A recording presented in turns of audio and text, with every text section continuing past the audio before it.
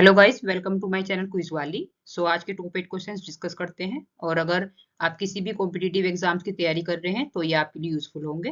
Let's start guys. Question 1 से start करते हैं गाइस। कृषि अवसंरचना निधि के तहत कुल वित्तीय प्रावधान कितना है? हमारे ऑप्शन हैं 50,000 crore, 1 lakh crore, 75,000 crore, 1.5 lakh crore. Correct option is 1 lakh crore. थोड़ा डिटेल में समझते हैं इसके बारे में। कृषि अवसंरचना निधि agriculture infrastructure fund 1 lakh crore की केंद्रीय योजना है जो किसानों, कृषि उद्यमियों और सहकारी समितियों को भंडारण, कोल्ड स्टोरेज, प्रोसेसिंग यूनिट जैसी सुविधाओं के निर्माण के लिए कम ब्याज दर पर ऋण उपलब्ध कराती है। ठीक है।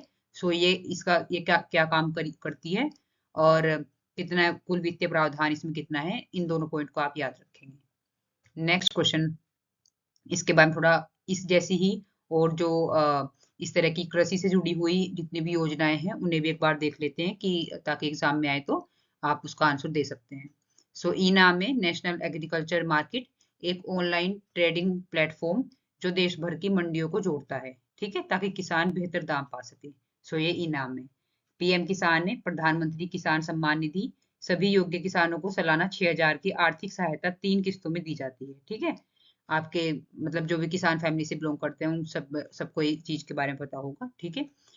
एक है PMFBY, प्रधानमंत्री फसल बीमा योजना, प्राकृतिक आपदाओं से होने वाले फसल नुकसान पर किसानों को बीमा कवर दिया जाता है। ठीक है।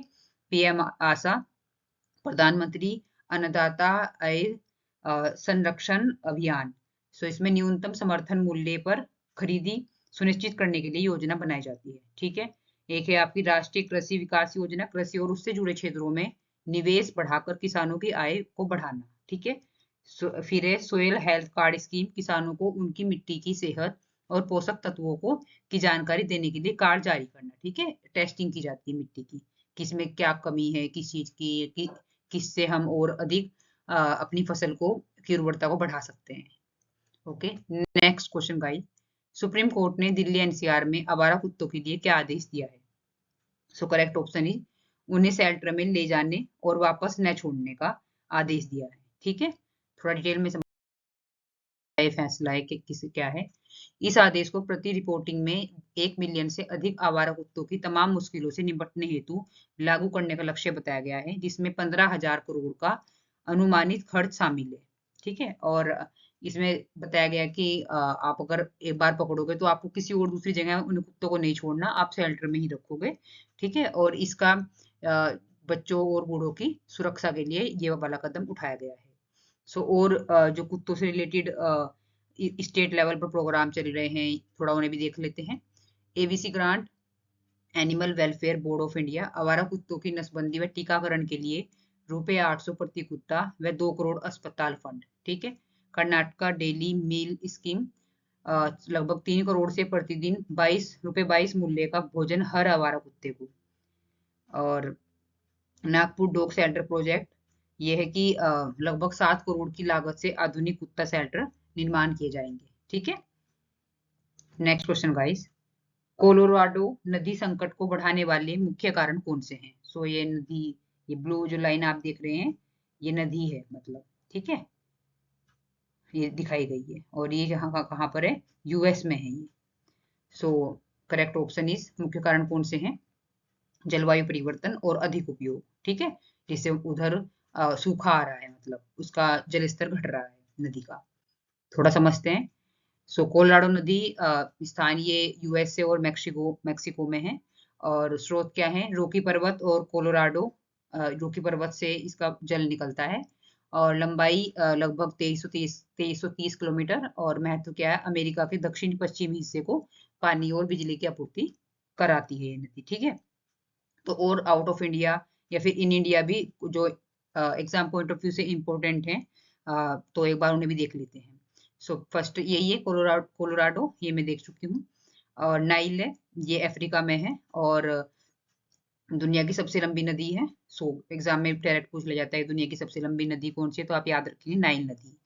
और ये इथोपिया, मिस्र और सूडान का डैम विवाद के कारण चर्चा का कारण रही है।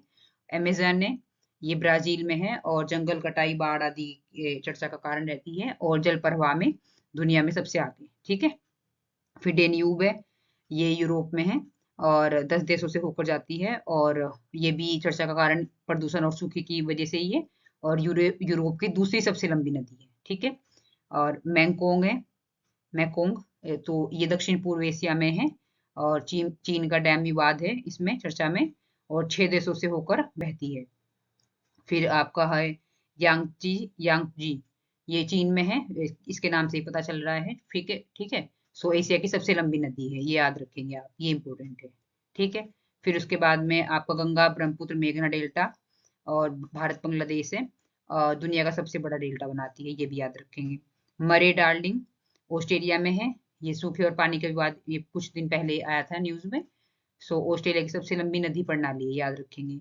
फिर थेम्स है यूके में, और इसका भी कारण वही है, जलस्तर का बढ़ना, प्रदूषण, लंदन से होकर बहती है। मिसिसिपी, ये है बाढ़ जलवायु परिवर्तन चर्चा में रही है, यूएसए में है, और यूएसए की दूसरी सबसे लंबी नदी है, ठीक है। उसके बाद में लोरेंस है, कनाडा यूएसए, बर्फ पिघलने से जलस्तर बदलाव हुआ है, और अटलांटिक महासागर से ग्रेट लेक्स जोड़ती है। इंडस है, ये पाकिस्तान भारत, ये विवाद में सिंधु जल संधि विवाद, अभी पहलगाम हमले के बाद में हमने ये बंद कर दिया था पानी इसका, और तो उसी उसी को लेकर ही चर्चा में थी, तो ये एग्जाम में पूछ जा सकती है अपकमिंग एग्जाम्स में। सो हिमालय से निकलकर अरब सागर में गिरती है। So next question guys, I hope ये आपको क्लियर होगा। वेस्टर्न घाट में हाल ही में खोजी गई केकड़ों की नई प्रजाति किस राज्य में पाई गई है? So answer is Karnataka. थोड़ा समझते हैं डिटेल में इसके बारे में। वेस्टर्न घाट में केकड़ों की नई प्रजाति हाल ही में अगस्त 2025 में ओजियोटेलफुसा नामक एक नई मीठे पानी की केकड़े की प्रजाति पाई गई है। इस क्षेत्र की एंडेमिक है, स्थानीय है, और यहीं पर पाई जाती ही रहती है। यह प्रजाति केरल के पहाड़ी वनों में पाई गई है, और इसका नाम इसके आवाज से प्रेरित है, ठीक है। इस केकड़े का रंग भूरा लाल है, और वेस्टर्न घाट एक यूनेस्को वर्ल्ड हेरिटेज साइट और जैव विविधता हॉटस्पॉट है, जहां कई अद्वितीय प्रजातियां पाई जाती हैं। सो ये आप याद रखेंगे, वेस्टर्न घाट है यूनेस्को वर्ल्ड हेरिटेज साइट है, ठीक है।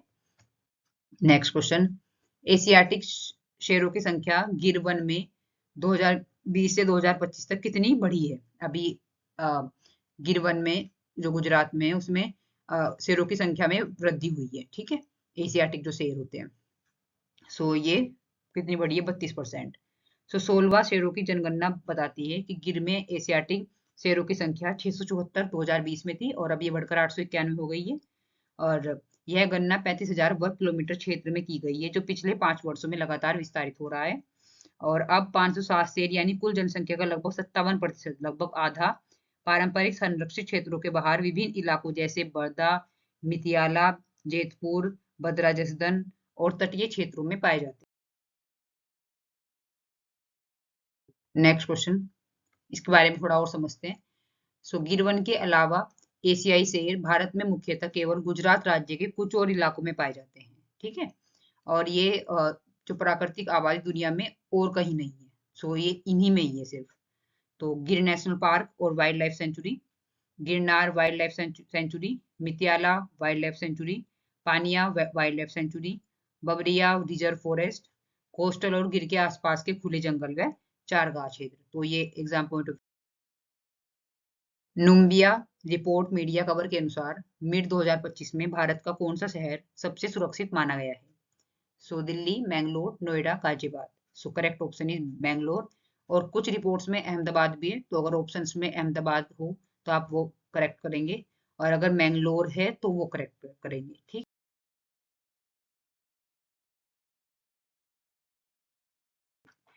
डाटा के अनुसार दिल्ली भारत के उन शहरों में से है जिन्हें तुलना में सबसे असुरक्षित उच्च क्राइम इंडेक्स दिया गया है। सो सबसे जो खतरे का शहर है, डेंजर से, वो दिल्ली है। और सेफ्टी क्राइम इंडेक्स नागरिकों की अनुभूतियों पर बनता है। यह आधिकारिक पुलिस आंकड़ों का सीधा प्रतिबिंब नहीं है, बल्कि लोगों की सुरक्षा अनुभूति है, लोग कैसा फील करते हैं, सेफ फील करते हैं, डेंजर फील करते हैं, उसका। सो नुम्बिया के मिड 2025 के अनुसार दुनिया के सबसे असुरक्षित शहरों में अगर मैं वर्ल्ड लेवल पर बात करूं तो ये है आपका पीटर मैरिट्सबर्ग है, जो दक्षिण अफ्रीका में है, और इसका क्राइम इंडेक्स 17.3 है, ठीक है। और दक्षिण अफ्रीका शहरों की संख्या इस सूची में सबसे ज्यादा है, जिससे स्पष्ट होता है कि वहां पर अपराध और असुरक्षा की अवधारणा बहुत तीव्र है। और ये नुम्बिया सेफ्टी इंडेक्स क्या है? ये उन शहरों या देशों की परसीव्ड सेफ्टी का माप है जो 0 से 100 के पैमाने पर आधारित होता है, जहां उच्च अंक बेहतर सुरक्षा दिखाते हैं और कम अंक अधिक जोखिम का संकेत देते हैं।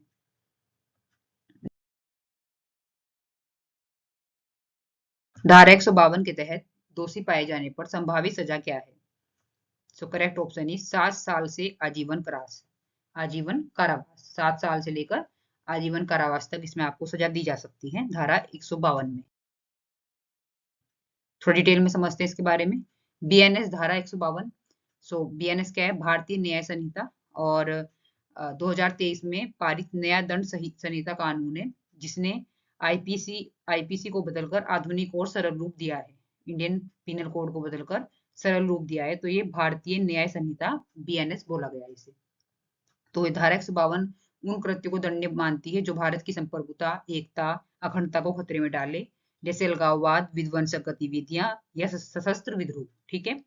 और राज्य के विरुद्ध अपराध, और ये कुछ धाराएं हैं जो राज्य के विरुद्ध अपराध या गैर कानूनी जमावड़ा इनकी जैसी ही है। थोड़ा आप एक बार देख लेते हैं इन्हें भी। सो आईपीसी की 124 ए है सरकार के प्रति बैर पैदा करना, बगावत भड़काना। और बीएनएस 147 है अब राजद्रोह की धारा, इसमें देश के खिलाफ युद्ध या विद्रोह शामिल है, आलोचना शामिल नहीं है। ठीक है, आलोचना तो एक राइट है मतलब। उसके बाद में गैर कानूनी जमावड़ा और दंगा, ये है आईपीसी 141 से लेकर 149 तक। और विधि विरुद्ध समूह, दंगा, हथियार के साथ जमावड़ा, सो इसमें भी निर्धारित दंड दिया जाता है। ठीक है। और ये आईपीसी क्या है? भारत का पुराना दंड संहिता कानून है जो 1860 में बना था अंग्रेजों के टाइम पर, जो अपराध और उनकी सजा तय करता था। नेक्स्ट क्वेश्चन गाइस, स्टारलिंक को भारत में किसके माध्यम से सैटेलाइट इंटरनेट सेवा की मंजूरी मिल गई है? सो स्टारलिंक आप जानते हैं कि ये सैटेलाइट के थ्रू नेट प्रोवाइड कराता है, और ये इसकी एलन मस्क की कंपनी है। सो दूरसंचार विभाग के द्वारा इसे इंटरनेट सेवा की मंजूरी मिल गई है। ठीक है, भारत में अभी ये अपनी सेवाएं देगा। तो थोड़ा सा समझते हैं इसके बारे में। इसमें क्या है कि स्टारलिंक की हार्डवेयर किट की लागत लगभग 33,000 और मासिक प्लान की कीमत लगभग 3,000 बताई गई है। और सैटेलाइट इंटरनेट क्या होती है? एक ऐसी इंटरनेट सेवा है जिसमें सिग्नल धरती पर मौजूद टावरों की बजाय अंतरिक्ष में मौजूद संचार उपग्रहों के माध्यम से भेजे और प्राप्त किए जाते हैं। ठीक है। जैसे एयरटेल वगैरह, एयरटेल भारती है या फिर ये टाटा वगैरह थी, तो इसमें क्या होता था, बीएसएनएल वगैरह, इसमें क्या होता था कि सिग्नल टावरों से आपस में मतलब पहुंचाए जाते थे। लेकिन इसमें क्या है, इसमें सैटेलाइट के माध्यम से भेजे और प्राप्त किए जाते हैं। पहला तो ये। दूसरा, सैटेलाइट इंटरनेट में एलईओ जो लो अर्थ ऑर्बिट है, कक्षा में छोटे छोटे उपग्रह भेजकर काम शुरू किया जाता है। ठीक है। फिर उसके बाद एलईओ का मतलब क्या होता है? धरती से लगभग 500 से 2000 किलोमीटर ऊंचाई पर कक्षा है। ठीक। फिर कंपनियां जैसे स्टारलिंक, वनवेब कई छोटे उपग्रह भेजकर एक नेटवर्क बनाती है, और ये उपग्रह धरती पर बने छोटे एंटीना रिसीवर को इंटरनेट सिग्नल भेजते हैं, जो किट आपको ये उपलब्ध कराई जाती है। तो उसमें इंटरनेट आएगा और रिसीवर के तहत सिग्नल आएंगे। ठीक है, और फिर वो हमें मिलेंगे। एलईओ सैटेलाइट नजदीक होने की वजह से इंटरनेट तेज और विलंब बहुत कम होता है और ये तेज इसकी गति रहती है। ठीक है। So thank you so much guys, हम कल मिलते हैं। और प्लीज मेरे चैनल को लाइक, सब्सक्राइब, शेयर कीजिएगा अगर आपको काम अच्छा लग रहा है। Thank you.